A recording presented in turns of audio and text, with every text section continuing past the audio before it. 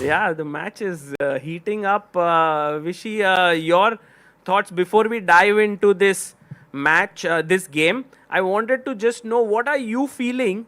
Uh, who seems to have an edge here in the match scenario and your reading of this? Because very few people can understand these scenarios as well as you do. You've been there, you faced this so many times. I think Gukesh has succeeded in putting pressure on Ding multiple times, especially you saw in this second stretch of three games, he didn't have it so easy, got into big trouble in game five. But in the third stretch, 7 8, he did an excellent job. With White, he found a great opening idea, managed to and played the game really at a high level. And game eight as well created chances out of nowhere, it seemed, no? Yes. But the problem is Ding is continuing to defend very well, and the breakthrough hasn't happened, and we are slowly running out of games.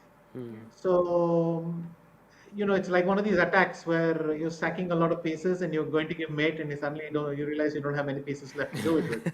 It's almost like that. He's done a great job so far, but very few games. I think the problem for me, as I see it for both of them, is that the price of a mistake has gone up very high now. There's almost no time to recover. Right. Recover because of the emotional situation, but also because there's just very few games to do it with. So I think they have to probe each other while at the same time. And if Gukesh does these decline draw offers in worse positions and all, we'll all have a heart attack. It's not good for us. Because look, with 5 games, that's a luxury. You can't really, well, at least we can't permit ourselves very much. Let's put it that way.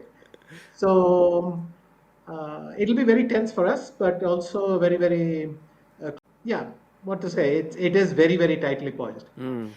And as a follow up to what you just mentioned at the very end there, Vishy, before we dive into the position, I want to get your thoughts on what Magnus said, that Gukesh is not the favorite in this match anymore, and this is as close to a 50-50 as it gets. Do you agree, or? In some sense, I do. I think it's just as likely that one makes the next mistake as the other. So it has gotten very close. I mean, Gukesh has managed to find weaknesses, and if there was only the 10 games in the match, then this is a good trend. But it's it's getting too close for comfort now, and in a sense, it's quite likely there's a tie break if they're unable to break through. But also, I have the feeling that one breakthrough and then the odds shift. I think after that it's 80-20 for whoever's ahead. So a very close match right now.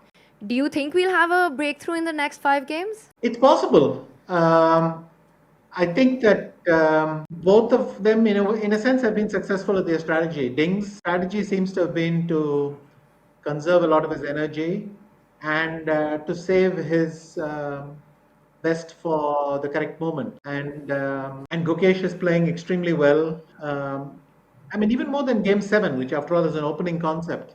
But I like the follow up in Game 7, and also his play in Game 8 was very good. But then there are these strange. I'm still baffled that a guy who calculates like Gukesh calculates puts the A knight on C5.